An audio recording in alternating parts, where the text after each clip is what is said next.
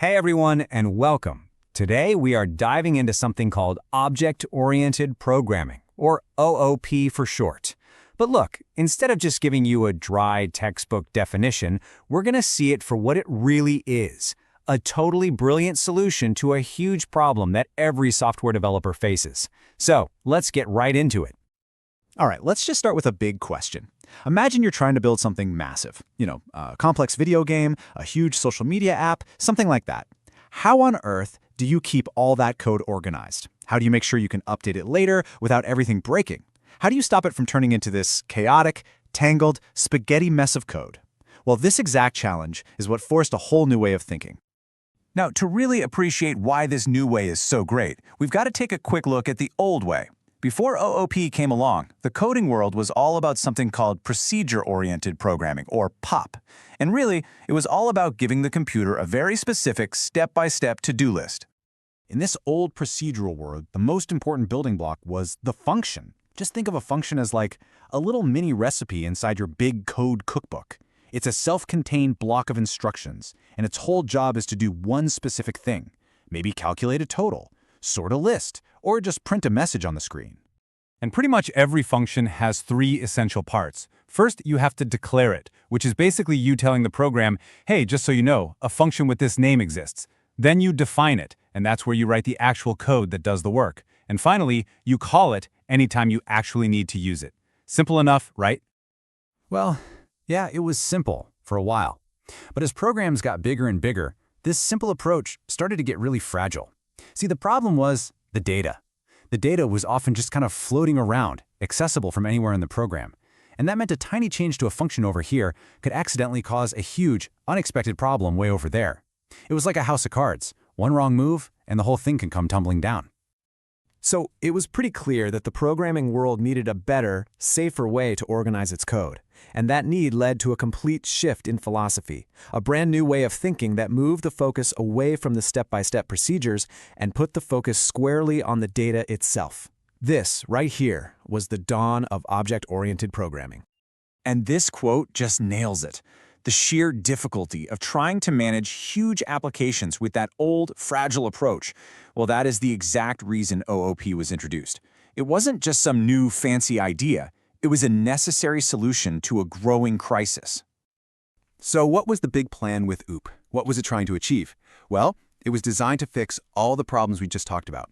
The main goals were to organize code into these logical, self-contained units, almost like building with secure, pre-made Lego blocks instead of just a pile of loose bricks.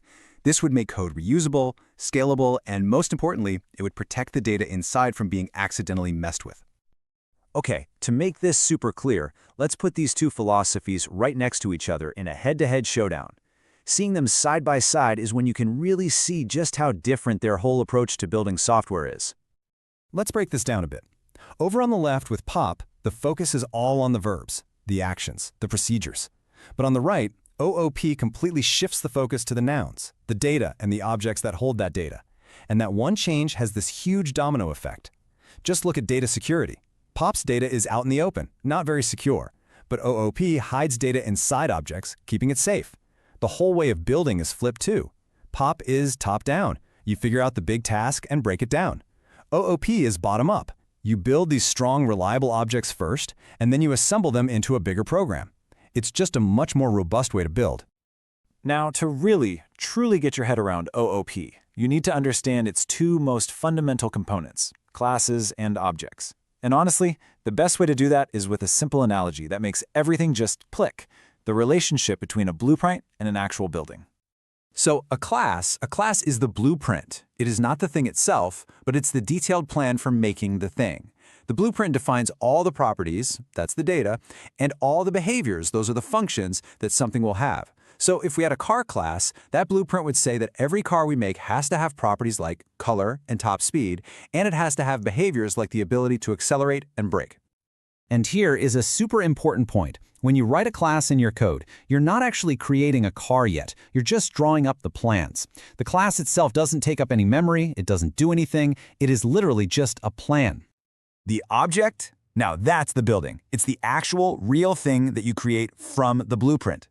So using our car blueprint, we could create a very specific object, a red Ferrari. Or we could create another one, a blue Honda. Each one is a totally unique, real thing, but they're both built from the exact same set of plans. And this right here is the golden rule that ties it all together. It's simple, it's absolute, and it's always true. You can't build the building without the blueprint. You cannot create an object without a class. Period. Okay, so we've got our blueprint, our class, and we're ready to start building objects. But wait a second. When we create that red Ferrari, how does it know it's supposed to be red from the very start? Well, for that, every class has a special little helper called the constructor.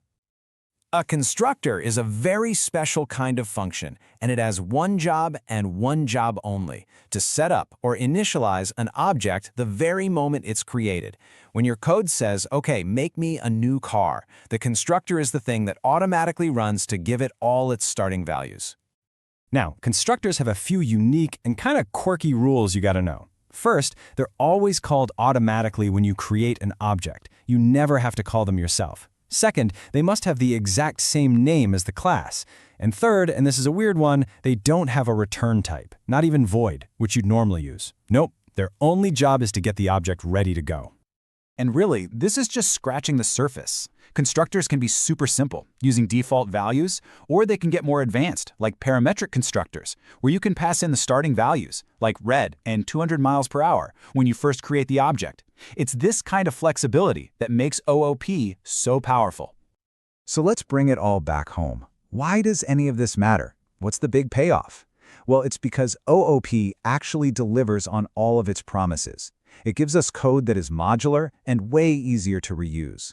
It keeps our precious data safe and secure, locked away inside objects. And most importantly, it makes those massive, complex programs we talked about at the very beginning so much easier to build, manage, and grow over time. So I'll leave you with this final thought to chew on. If a class is really just a blueprint, a set of plans for creating something amazing, that means you're the architect. You're the one holding the plans. So the only question left is, what incredible, complex worlds are you going to design next?